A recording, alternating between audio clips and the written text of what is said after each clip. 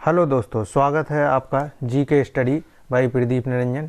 इस चैनल पे हम लोग डिस्कस करते हैं कि जो भी आरआरबी एनटीपीसी में पूछे गए महत्वपूर्ण क्वेश्चन और उनसे रिलेटेड यहाँ पर जो भी और क्वेश्चन बन सकते हैं जो आपको हेल्प करेंगे ना केवल रेलवे एग्जामों में, आने वाले सभी कम्पिटिटिव एग्जामों में। चलिए हम लोग देखते हैं कुछ महत्वपूर्ण क्वेश्चन। पहला क्वेश्चन, भारत और पाकिस्तान के बीच विभाजन रेखा which is the dividing line between the India and Pakistan. तो इसका सही जवाब होगा रेड क्लिफ। इसके अलावा और भी कुछ रेखाएं पूछी जाती हैं, जैसे कि इंडिया और चाइना के बीच में कौन सी डिवाइडिंग लाइन है, तो इसका आंसर है मैकमोहन।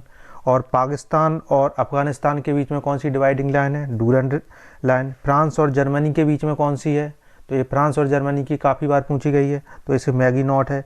यूएस और कनाडा इनके बीच में कौन सी लाइन है, तो ये 49 पैरेलल। और एक और इम्पॉर्टेंट है, north Korea and south Korea के बीच में कौन सी लाइन है, वो आपकी 38 पैरेलल।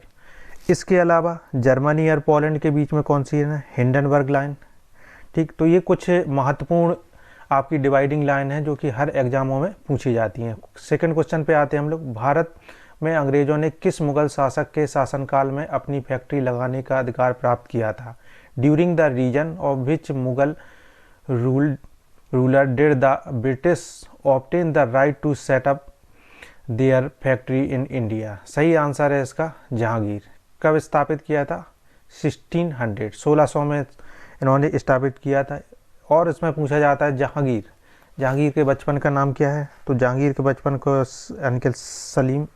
जहांगीर ने एक न्याय की जंजीर, जस्टिस ऑफ चेन किसने स्टार्ट की थी, तो ये जहांगीर ने स्टार्ट की थी। तो मुगल काल का चित्रकला का, मुगल काल में जो चित्रकला थी उस स्वर्ण काल किसके काल को कहा जाता था, तो ये भी जहांगीर के काल को कहा जाता था। चलिए नेक्स्ट क्वेश्चन पे चलते हैं। आधुनिक प्रिंटर की गति किसमें मापी जाती है, तो जो उसमें ऑप्शन दिए था तो उसमें था पीपीएम का मतलब है पेज पर मिनट। ठीक, तो प्रिंटर की जो स्पीड होती है कि 1 मिनट में वो कितने पेज आपका आउटपुट दे सकता है, तो ये पीपीएम में हम लोग मेजर करते हैं। इसके अलावा प्रिंटर क्या है, प्रिंटर एक आउटपुट डिवाइस है। कितने टाइप के प्रिंटर होते हैं, there are many type of the printer, जैसे कि लेजर प्रिंटर हो गया, इंकजेट प्रिंटर हो गया, एक्सेट्रा। चलिए नेक्स्ट क्वेश्चन पे चलते हैं हम लोग। कान्हा नेशनल पार्क कहाँ स्थित है, तो कान्हा नेशनल पार्क आपका मध्य प्रदेश में स्थित है। इसके अलावा कुछ और इम्पोर्टेंट आपके नेशनल पार्क हैं जो कि एग्जाम में पूछे जाते हैं, वो कौन कौन से हैं देख लेते हैं हम लोग। पहला है माधव नेशनल पार्क। तो माधव नेशनल पार्क आपका कहाँ पर है, ये भी आपका मध्य प्रदेश में है। इसके बाद वन विहार नेशनल पार्क आपका कहाँ पर है, तो ये भी आपका मध्य प्रदेश में है। इसके अलावा आपका बांधवगढ़ कहाँ पर है, तो बांधवगढ़ आपका मध्य प्रदेश में। बांदीपुर पूछा जाता है, तो बांदीपुर और बांधवगढ़ में आपको कंफ्यूज नहीं होना है। बांदीगढ़ अगर पूछा जाए बांदीपुर, ठीक, तो ये आपका कर्नाटक में। और बांधवगढ़ अगर पूछा जाए तो ये आपका मध्य प्रदेश में। इसके अलावा कुछ और भी इम्पोर्टेंट हैं, जैसे पंच है, सतपुरा है, संजय नेशनल पार्क है, ये सब मध्य प्रदेश में पाए जाते हैं। नेक्स्ट है आपका सबसे कम शहरीकृत राज्य कौन सा है। सबसे कम शहरीकृत राज्य है आपका हिमाचल प्रदेश। तो हिमाचल प्रदेश के बारे में हम लोग डिस्कस कर लेते हैं। पहले नंबर पे आपका हिमाचल प्रदेश है सबसे कम शहरीकृत। दूसरे नंबर पे आप इसमें बिहार का नंबर आता है, दूसरा कंसर बिहार का नंबर आता है। हिमाचल प्रदेश के सीएम की कौन है, सीएम यहाँ के जयराम ठाकुर हैं। गवर्नर यहाँ के बंडारू दत्तात्रेय हैं। नेक्स्ट क्वेश्चन पे आते हैं हम। मालगुडी डेज के लेखक कौन है। मालगुडी डेज के लेखक आपके आर के नारायण हैं। इनकी बहुत सारी बुकें, फेमस बुक हैं जो कई बार बहुत सारे एग्जामों में पूछी गई हैं, जैसे गाइड के लेखक कौन है, तो गाइड के लेखक भी आर के नारायण हैं आपके।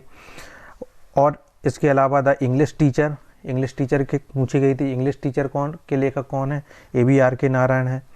The vendor of the sweet, इसके लेखक कौन है, तो इसके भी आर के नारायण है। चलिए नेक्स्ट क्वेश्चन पे चलते हैं हम लोग। हॉर्नबिल महोत्सव किस राज्य में मनाया जाता है, in which state is the hornbill festival is celebrate. तो सही आंसर है नागालैंड का एक और फेमस आपका फेस्टिवल है नागदा फेस्टिवल, ये भी आपका नागालैंड। नागालैंड की अगर हम कैपिटल की बात करें, कैपिटल क्या है, कोहिमा है। सीएम कौन है यहाँ के, नेफिरियो है। और गवर्नर कौन है, आर एन रवि है। नेक्स्ट क्वेश्चन पे आते हैं, पंचायती राज। यहाँ पे इस क्वेश्चन को ध्यान से देखना, पंचायती राज आपका किस आर्टिकल से संबंधित है। पंचायती राज आपका किस आर्टिकल से संबंधित है, तो आर्टिकल 243 में आपका पंचायती राज के बारे में बताया गया है। अगर आपसे पूछा जाए पंचायतें आपकी किस आर्टिकल में रखी गई हैं, तो ये आपकी आर्टिकल 40 में इसका जिक्र किया गया है, और पंचायती राज आपका आर्टिकल 243 से संबंधित है। नेक्स्ट क्वेश्चन पे आते हैं, क्वेश्चन नंबर 9। क्वेश्चन 9 में है अनुच्छेद 18 किससे संबंधित है, अनुच्छेद 18 किससे संबंधित है। तो ये अनुच्छेद आपका 18 आपका फंडामेंटल राइट्स में आता है, और ये आपका उपाधियों के अंत से संबंधित है, means end of the titles. Rabindranath Tagore ji को उपाधि मिली थी, केसरी हिंद महात्मा गांधी जी को उपाधि मिली थी। तो इस तरीके से ये कोई भी प्रेजेंट टाइम में उपाधियों को नहीं ले सकता। ठीक, तो क्वेश्चन नंबर 9 हम लोग देखते हैं, अनुच्छेद 18। अनुच्छेद 18 आपका किससे संबंधित है, उपाधियों के अंत से। तो इसमें एंड ऑफ दी टाइटल्स, जितनी भी उपाधियां हैं, किसी को भी उपाधि की परमिशन नहीं है, ये आर्टिकल आपका 18 में डिस्क्राइब किया गया है। नेक्स्ट क्वेश्चन है question number 10, 2018 FIFA world cup कहाँ हुआ था। तो फीफा वर्ल्ड कप के बारे में हम लोग डिस्कस कर लेते हैं। फीफा वर्ल्ड कप आपका रूस में हुआ था।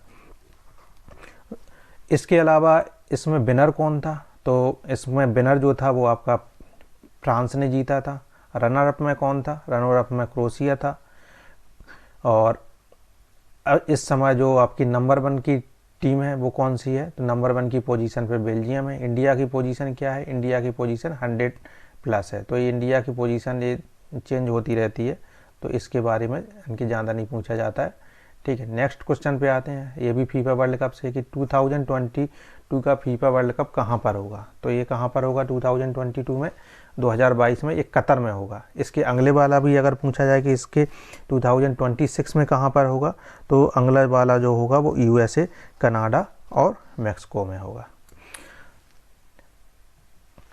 तो आप लोगों को हमारी क्लास कैसी लगी, अगर ये आपके लिए बेनिफिशियल है, जिससे आपको आने वाले सभी एग्ज़ामों में हेल्प मिलती है, तो हमारा चैनल लाइक करिए, सब्सक्राइब करिए, और हाँ, बेल नोटिफिकेशन को आप ऑन करना मत भूलिए, जिससे कि आपको हमारे आने वाले सारे वीडियो आपको प्राप्त हो जाएंगे। Thank you.